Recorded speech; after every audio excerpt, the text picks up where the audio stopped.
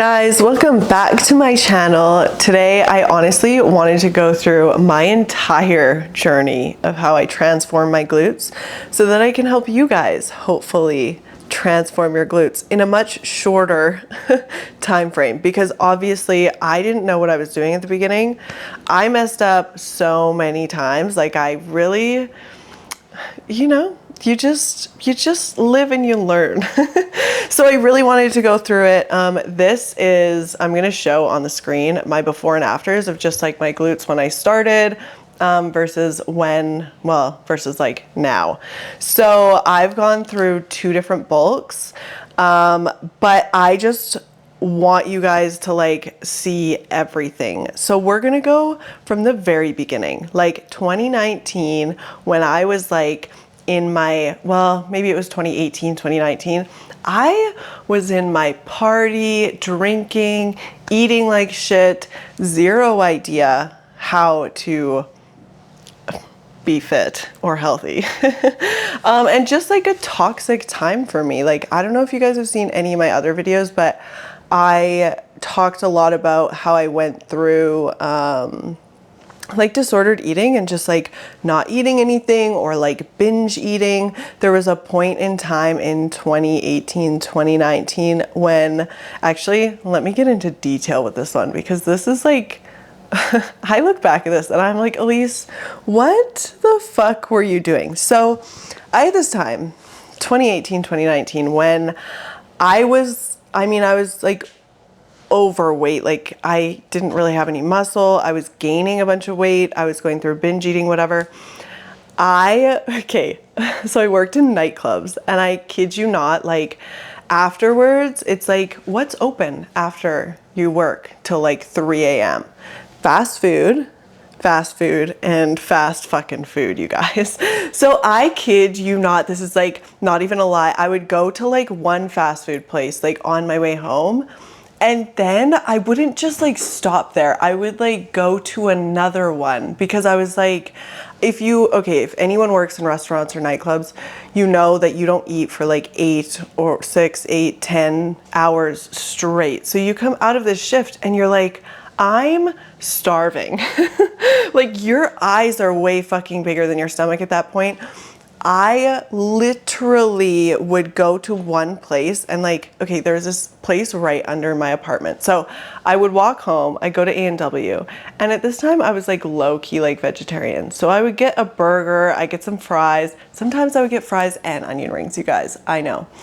Then as I was walking home, I would stop at this place right underneath my house with my fucking bag of A&W, and I would go and I would get, it's called Fresh Slice. Guys, they had this bomb veggie pizza. It was so good. I was like addicted to this shit. So I would get like 2 slices of pizza, and I would walk into my apartment with this like bag of A&W, burger, onion rings, fries.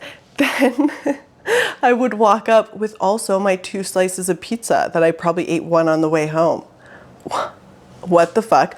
Then, anyways, so this was my phase of like, I was out drinking, I was working for like 8 hours, 10 hours, whatever. Like, this was just I'm not even in the gym phase, I'm just alive. I'm just living my life. Then let's move on to 2020. 2020 was a vibe, kind of. I feel like I was kind of toxic. Okay, so I'm gonna show you what my glutes looked like in 2020. They were pancakes, you guys. They were pancakes, like honestly, pancakes. However, I was just getting into fitness. So I started working out at home. If you guys know my story, you know that's how I started. I had these like little dumbbells that I would use, and they were perfect. Like, they were bomb. You could add weight, you could take off weight, whatever. However, this is the thing about like anything. It's like, you can have all of the gear with anything, but like if you don't really know what you're doing, like you're not gonna get any progress. You're not gonna like get the results that you want, essentially. So I was working out every single day. I would do these at-home workouts, and like, don't get me wrong, like I was really healthy. However, the reason at-home workouts, the training aspect of it, we're going to talk about nutrition in a second. training, the reason that it wasn't working and the reason that maybe it's not working for you, or, you know, other people that are trying to do it, is I was using it almost like cardio. So I would go into these workouts and I would do like circuit workouts, like something that you would see at like F45, you know, like 10 fucking push-ups, like 10, I don't know, like you're just out of breath. Okay. Like imagine that. And I would do probably 30 to 40 minute workouts, maybe. But the thing was, like, I wasn't doing any sort of like progressive overload. So like when you're trying to build muscle, progressive overload is literally like adding weight onto what you're already doing. So say you're doing kickbacks and you're doing like, actually no, we'll do something at home. So say you're doing bicep curls. Let's do bicep curls. And you are doing 5 pounds. Next week, try to get to 10 pounds. Like honestly, that's how you build muscle. Your body needs to be put into this place where it has to grow. You know, like you have to make it difficult for your muscles in order for it to grow. So I was doing kind of the right stuff, but at the same time, nothing to grow muscle.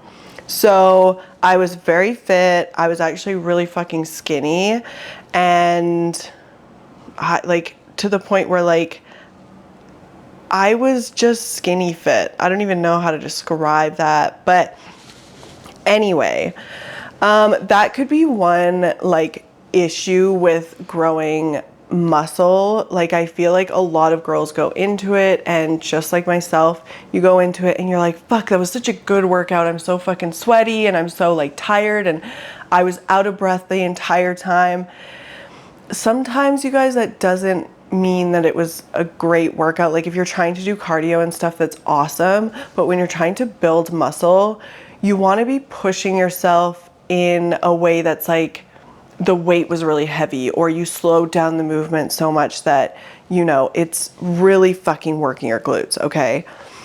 Now I have to talk about nutrition in 2020, because we need to go over what I was doing in 2020 that was completely wrong. Like honestly wrong. So in 2020, when I had, you know, my pancake bum, I'm gonna call it pancake bum, because honestly, okay, here's the thing. Here's the funny thing about this is like in 2020, when I didn't really have glutes, I was sitting there trying to sell fitness programs being like, this is how you grow your glutes. And it's like, bitch, you just got into fitness. Like you don't even know what you're doing. Anyway, nutrition. Okay, the things that I was doing wrong with nutrition, the biggest fucking thing that I was doing was I wasn't eating enough, you guys. Like I had the concept right. I was like, in order for it to be a balanced meal, it has to have carbs, it has to have protein, it has to have fats. But the problem was I was filling all my plate with like veggies and fruit, which isn't a bad thing. However, when you're trying to grow muscle, you need to be like, especially glutes, you need to be in a calorie surplus. Like you need to be eating more food. Otherwise, what's gonna help your muscles grow? Fruit? Probably not. Like fruit is good, don't get me wrong. No hate on fruit, but you need protein, you need carbs, you need all that stuff for your muscles to grow. And I just wasn't really doing that, if I'm being honest. Okay, so I just wanted to actually explain, like go over some examples of things that I was eating, because I understand that like everyone's like, oh my God, carbs, fat, protein, whatever. When I was eating stuff, so say I had some overnight oats or something, which is something that I actually loved to eat when I was like starting my fitness journey. It was super easy to make. It was very easy to prep.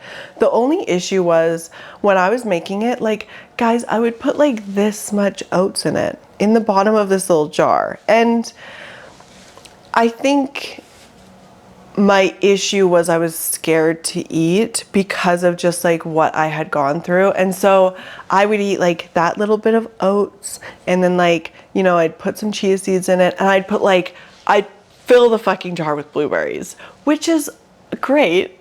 I love blueberries, but there's no substance to that. And so when I was trying to grow and when I was trying to like build muscle, it's like you're not going to build muscle when you're eating like a fuck ton of blueberries.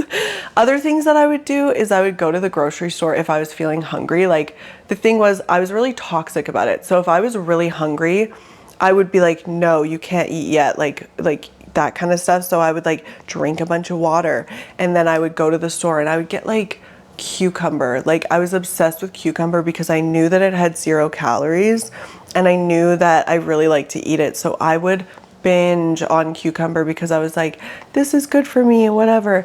And it's not that I'm saying that it's not good for you or you shouldn't be eating it. It's just the way that I went about these things. So like nowadays when I'm hungry, I just fucking eat. Like I am like, yo, just give me like whatever has protein, I will eat that. But back then, like filling my hunger with just toxic stuff, just like stuff that just doesn't fill you up. It has 0 substance. It wasn't helping me grow in any sort of way. So that was just my entire nutrition for like a year probably. So that was the point when I lost my period. Like I didn't get my period for a year. If you guys have read anything or know anything about like bodybuilding and stuff, that can be like a popular thing for people that are going into competitions or they're just in a really low like calorie deficit, which is, I mean, it's not healthy. Like if you think about it, like we're supposed to be regular, we're supposed to have our periods every month. So if you're at that point when you're like, I haven't had my period in months, it's obvious to me that I'm like not eating enough. You know, it's really hard to, like, you're feeling hungry all the time. I think that's something in your fitness journey that you kind of need to look at and be like, is this right? Like, am I eating enough? Am I hitting my calories? Are my muscles growing? How do you feel in the gym too? Like when I was working out and stuff, a lot of times I would feel really weak because I didn't have the energy like from the foods that I was supposed to be eating, right?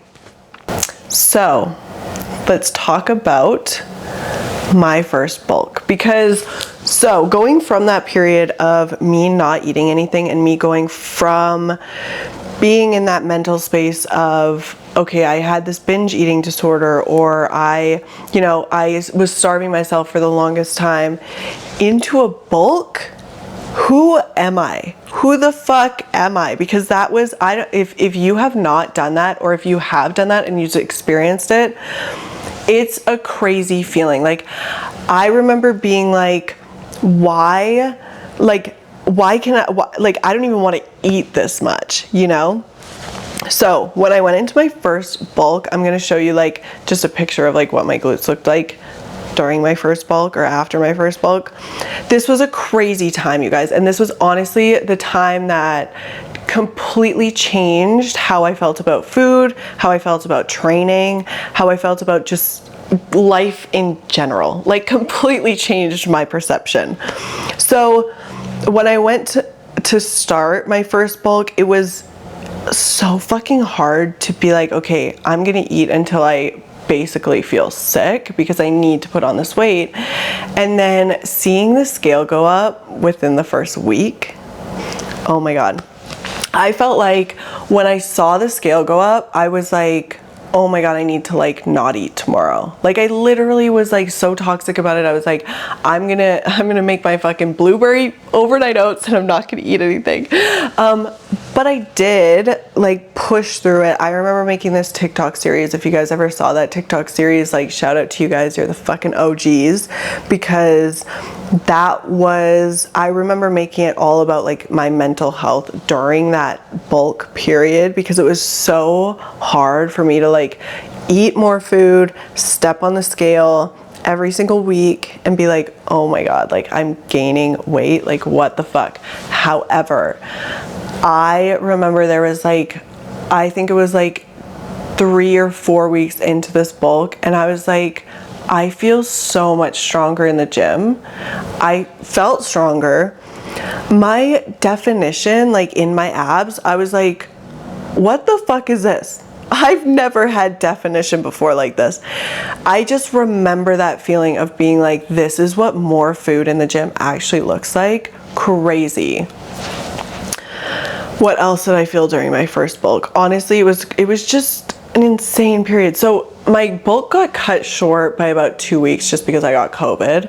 However, it was still so successful because within that period, I realized that I could eat so much more food than when I thought I could eat.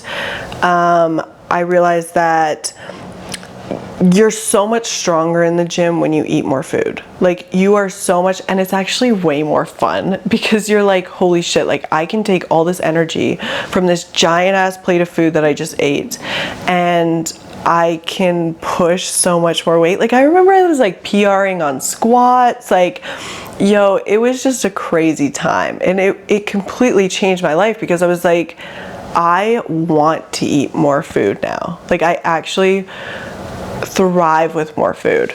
So that was my first bulk, and that was just honestly like changed my glutes. Like, I will put a before and after of what my glutes looked like before and after, and world of a difference. Like, I swear doing your first bulk is like I highly recommend it, honestly. Then I did my second bulk. My second bulk was like, if I'm being honest with you, like, I didn't really mean to bulk. Like, what had happened was this was actually when I came back to Canada. So I went through my first bulk, I was like in maintenance for the longest time. I was just kind of chilling, whatever. And when I did my second bulk, it was like, I actually just felt like I was just hungry all the time. I really had my routine down in the gym.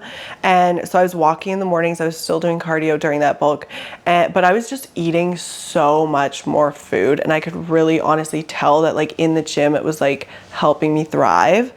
That was like, it was helping me thrive, but also like I was just enjoying what I was doing. So honestly, I was just eating a lot of food whenever the fuck I wanted to. I was like, yeah, it was just a great, like, I don't even know what to say about that bulk because it was probably about 8 or 12 weeks of me not even knowing that I was bulking, but my ass looked great. So I just kept doing what I was doing. And then, yeah, I'm going to show you a picture, obviously, of what my glutes looked like because they were gorgeous. They still are, and now I'm just cutting. But let's talk about the best exercises for growing glutes, because I feel like within this period, I have gone from doing those circuit workouts at home with the fucking dumbbells and with the couch and doing all that kind of shit. And then I went into the gym, and when I got into the gym and I was kind of learning like what I'm actually doing and what exercises actually work for glutes.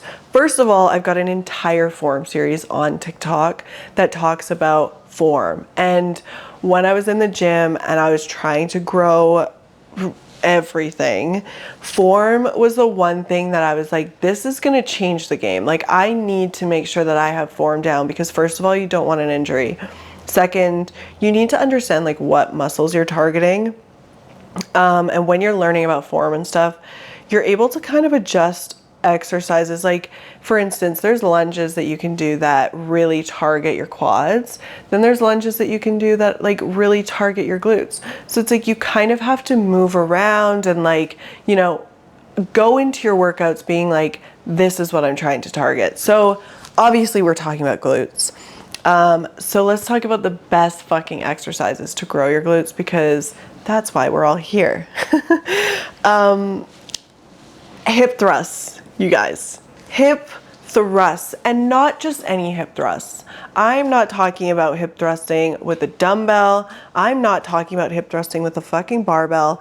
I am talking about hip thrusting with a Smith machine. I did this, so I watched a TikTok a while ago, like years ago. And this girl talked about, she started doing hip thrusts 3 times a week on a Smith machine. Was it on a Smith machine? I don't know if she actually said that.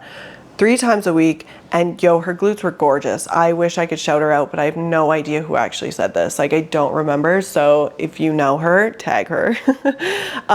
But I was like, I'm gonna start doing this. And that was the thing, was first of all, consistency is very important, but I was like, I'm going to stick to this. This is what I'm going to do. I'm going to do hip thrusts 3 times a week.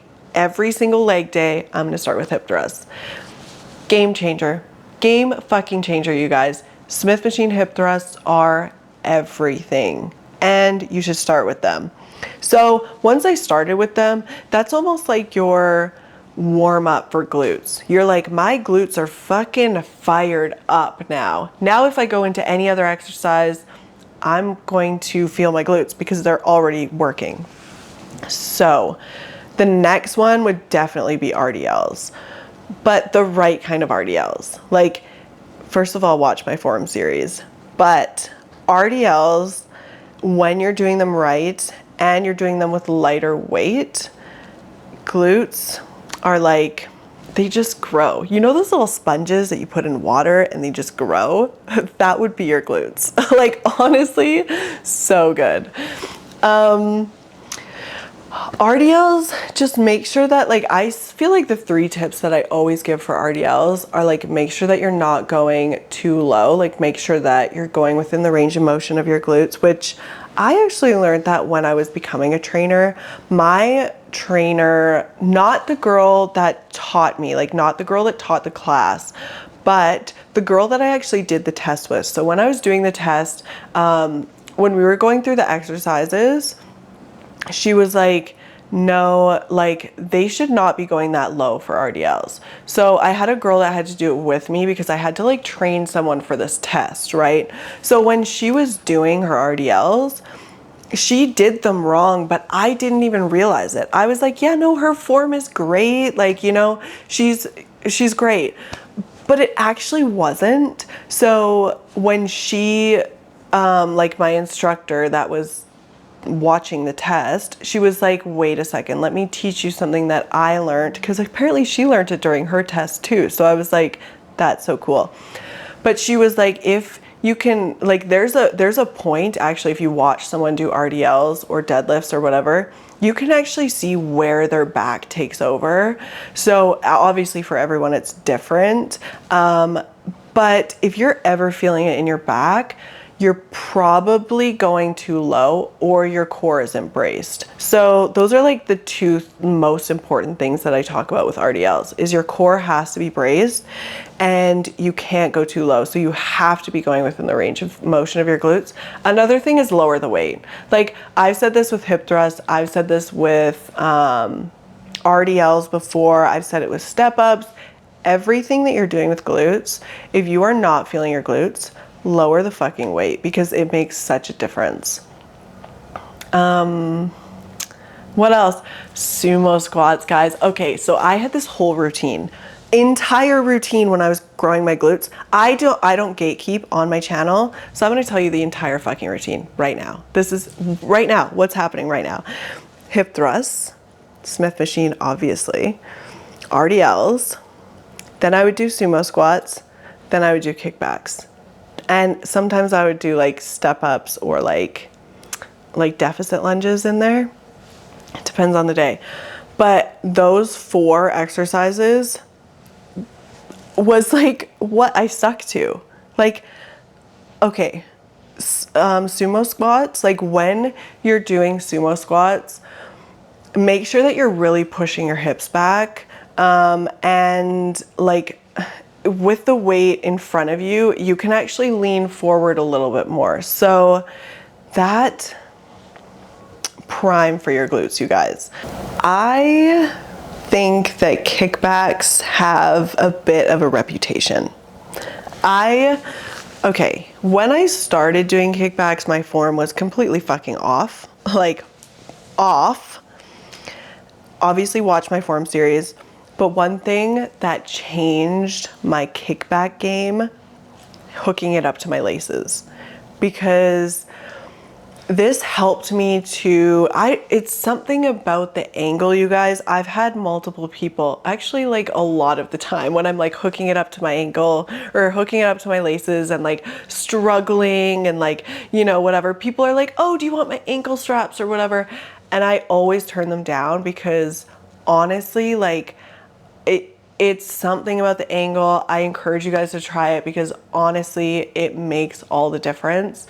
Also just fucking around with your other foot. So not the one that's kicking, but the other one that's stabilizing.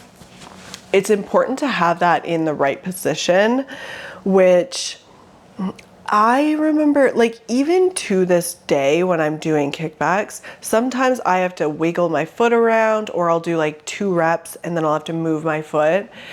Make sure that your stance is okay, because that's all of it. Like 100%, you don't want your back to take over. You don't want to hurt your back either. You don't want the rest of your leg to take over. I do have a lot of girls being like, oh, like, why does my leg that's on the ground, why does it hurt? Like, why can I feel the muscle? Or why can I like sometimes they'll feel it in their quads and stuff. It's actually pretty normal. I feel like when I'm doing kickbacks, like the foot that's on the ground, I can definitely feel it in my leg. And that just comes with strength. Like as you're building strength, you're gonna feel it less and it's gonna feel better. And I think that's another thing, is like patience is important within this entire journey. But yeah, kickbacks can be a little bit of a difficult movement. However, kickbacks are so fucking good for your shelf. Like if you're trying to build that like upper shelf on your glutes, kickbacks. I feel like what I was saying before, like kickbacks have a really shitty name because people think, oh, like it's not actually doing anything and whatever. Or if you're doing them wrong, like it's not gonna do anything. But if you're doing them right, that makes all the difference in your glutes, because sumo squats and kickbacks are what builds like the upper shelf of your glute, and that's kind of what you want. So you need to, like, you know, build that round peach shape, all of it together. It's got to be like a big, yeah, that's awful. But it, you know, it has to be juicy, you guys. You have to get the bottom glute, but you also have to get the top glute. You got to get all the fucking glute. Kickbacks, sumo squats, step ups, hip thrusts, RDLs are going to be your best fucking friend, okay? And you're going to go watch my form series on TikTok because it is so bomb and it tells you how to target your glutes. Here's the thing. I get girls talking all the time about my form and being like, your form is so crap and whatever, and you're not even going through like the whole range of motion. It's because we're targeting glutes, you guys. It's because we're targeting glutes. Anyways, that's kind of it. That honestly, guys, I have given all of my secrets. I've given you the workouts. I've given you the nutrition. I've given you my awful start to my fitness journey, which was a big fucking joke, but we all go through it.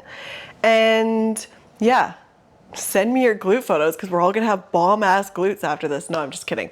But thanks for watching, you guys. Subscribe, like, comment, tell me what you want to see, and tell me if this helped you. Love you guys. Do you want glutes?